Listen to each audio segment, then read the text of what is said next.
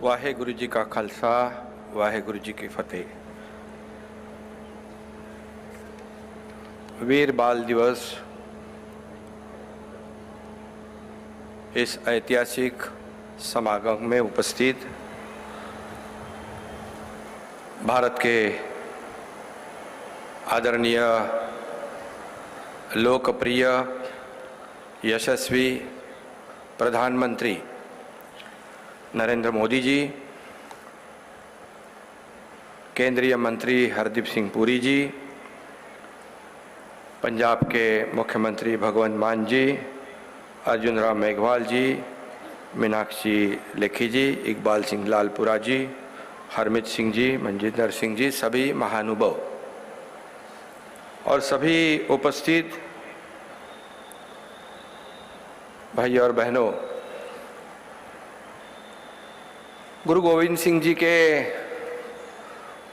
पुत्र साहिबजादे बाबा जोरावर सिंह जी और बाबा फतेह सिंह जी को आज के इस वीर बाल दिवस पर मैं हृदय से याद करता हूं और उन्हें विनम्र अभिवादन भी करता हूं। आदरणीय प्रधानमंत्री जी नरेंद्र मोदी जी ने आज के इस दिन 26 दिसंबर को वीर बाल दिवस के रूप में मनाए जाने की घोषणा की थी, ताकि गुरु गोविंद सिंह जी के पुत्रों के बलिदान के बारे में पूरा हिंदुस्तान जाने, दुनिया जाने। हमारा देश, हमारा हिंदुस्तान यह वीरों की भूमि है। यहाँ ऐसे वीरों का जन्म हुआ है जिन्होंने अपने देश, धर्म और स्वाभिमान की रक्षा के लिए स्वयं के प्राणों की आहुति दी, बलिदान दिया, परवाह नहीं की। ऐसे वीरों के कामों को याद करना और उनके प्रति कृतज्ञ रहना हमारा कर्तव्य है। हमारे आदरणीय प्रधानमंत्री नरेंद्र मोदी जी ने इन कर्तव्यों के प्रति भी पूरी तरह से हमारे प्रधानमंत्री सजग है। जैसे देश का विकास हो, प्रगति हो, इसके साथ जिन्होंने बलिदान दिया है उनकी तरह ही संवेदनशीलता जताने का काम हमारे आदरणीय प्रधानमंत्री जी ने किया है। इसलिए बाबा जोरावर सिंह और बाबा फतेह सिंह जी के बलिदान दिवस यानी 26 दिसंबर को वीर बाल दिवस मनाने के निर्णय का ऐलान उन्होंने किया। उसी के अनुरूप ही आज उन शहीदों को याद किया जा रहा है। इसलिए मैं आदरणीय प्रधानमंत्री जी को हृदय से धन्यवाद देता हूँ, उनका शुक्रिया भी अदा करता हूँ। शहीदों का स्मरण करके हमारे नई पीढ़ी को शौर्य, देश प्रेम और बलिदान की प्रेरणा देश के करोड़ों बच्चों को मिलेगी और वो राष्ट्र सेवा में अपना योगदान निश्चित रूप से देंगे। ये सभी हम सभी लोगों को विश्वास है। आज देश के आज़ादी का अमृत महोत्सव हम लोग मना रहे हैं और उन लोगों का सम्मान कर रहे हैं कि जिन्होंने देश के लिए अपना जीवन समर्पित कर दिया है। मुगलों के खिलाफ लड़ने और सिख धर्म को छोड़ने से इनकार करने वाले इन महान सुपुत्रों ने एक अद्वितीय बलिदान दिया है। गोविंद सिंह जी ने वाहेगुरु जी का खालसा, वाहेगुरु जी की फतह की घोषणा की और अन्याय के खिलाफ लड़ने की सभी लोगों को ताकत दी। आज के इस अवसर पर मैं बताना चाहूँगा कि क्रांतिकारियों के आंदोलन में महाराष्ट्र और पंजाब का संबंध कुछ एक समान है। चाफेकर बंधु महाराष्ट्र के थे, राजगुरु जो भगत सिंह के साथ वे महाराष्ट्र के थे। इन राज्यों में क्रांतिकारियों की एक गौरवशाली परंपरा रही है। जैसे महाराष्ट्र और पंजाब का रिश्ता बहुत ही आत्मीय और आंतरिक है। दोनों ही राज्यों की मिट्टी वीरों को जन्म देने वाली है। दोनों ही राज्यों की मिट्टी देशभक्तों को जन्म देने वाली है। दोनों तरफ की मिट्टी महापुरुषों को जन्म देने वाली है। दोनों ओर की मिट्टी संतों को जन्म देने वाली है। जैसे पंजाब के घुमन में संत नामदेव का निवास था और नांदेड़ में गुरु गोविंद सिंह जी की समाधि है। नांदेड़ में अक्टूबर 2008 में श्री गुरु गोविंद सिंह जी के निधन की 300वीं वर्षगांठ पर गुरुदा गद्दी का समारोह बहुत ही भव्य पैमाने पर मनाया गया था। खेती से लेकर सरहद की रखवाली तक और संस्कृति से लेकर राजनीतिक नेताओं तक पंजाबी मराठी संस्कृति का एक दूसरे से गहरा रिश्ता है। यही संस्कृति कई वर्षों से पंजाबी मराठी लोगों को जोड़ती रही है। गुरु गोविंद सिंह पंजाब से थे और नांदेड़ पहुँचे थे।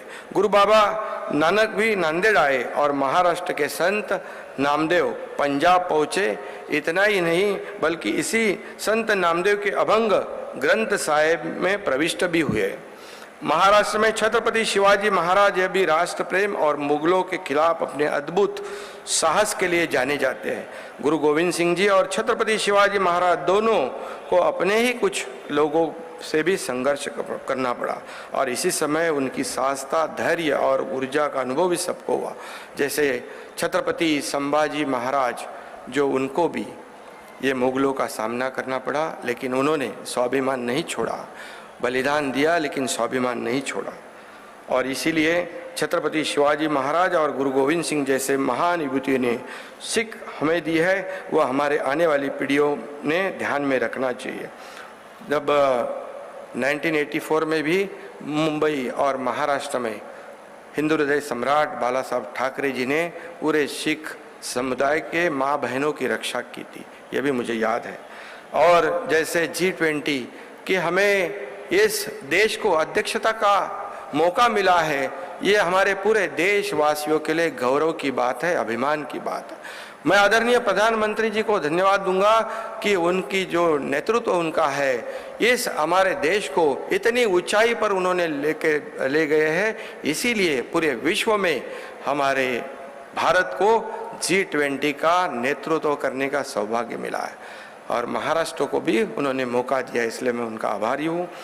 और फिर एक बार आज के इस बहुत ही संवेदनामय समागम में मैं फिर से एक बार महाराष्ट्र की जनता की ओर से बाबा जोरावर सिंह जी और बाबा फतेह सिंह जी को की वीरता को नमन करता हूँ और उन्हें विनम्र अभिवादन करता हूँ।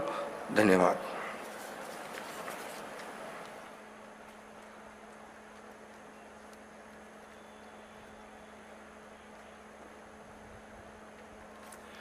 बहुत बहुत आभार माननीय एकनाथ शिंदे जी का, माननीय मुख्यमंत्री महाराष्ट्र, उनकी उपस्थिति और उनके उद्बोधन के लिए।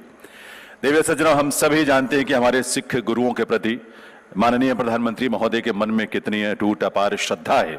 लाल किले से राष्ट्र को संबोधित करने का अवसर हो, आकाशवाणी पर मन की बात हो या अन्य प्रतिष्ठित मंच, माननीय प्रधानमंत्री महोदय ने सदैव गुरुओं के प्रति कृतज्ञता का भाव प्रकट किया है और गुरु कृपा से स्वयं को राष्ट्र की सेवा के प्रति समर्पित भी किया है।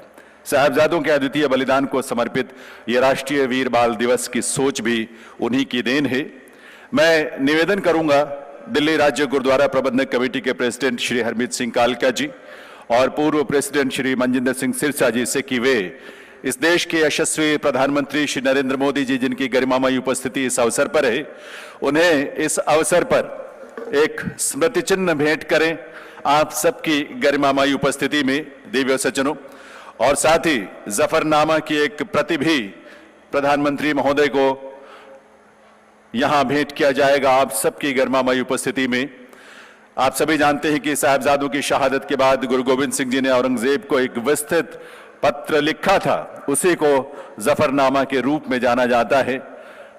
गुरुओं के प्रति अपार श्रद्धा रखने वाले माननीय प्रधानमंत्री महोदय का पुनः अभिनंदन, वंदन। अब समय है जब हम माननीय प्रधानमंत्री श्री नरेंद्र मोदी जी से यह विनती करें, प्रार्थना करें उनके उद्बोधन के लिए। माननीय प्रधानमंत्री जी ने हम सबको एक नई सोच दी है, एक नई दृष्टि दी है, राष्ट्र के प्रति, समाज के प्रति, अपने इतिहास और संस्कृति के प्रति एक नई चेतना का संचार किया है और आज हमें पुनः एक बार अवसर मिल रहा है उनके उद्बोधन के माध्यम से प्रेरणा प्राप्त करने का। माननीय प्रधानमंत्री श्री नरेंद्र मोदी जी।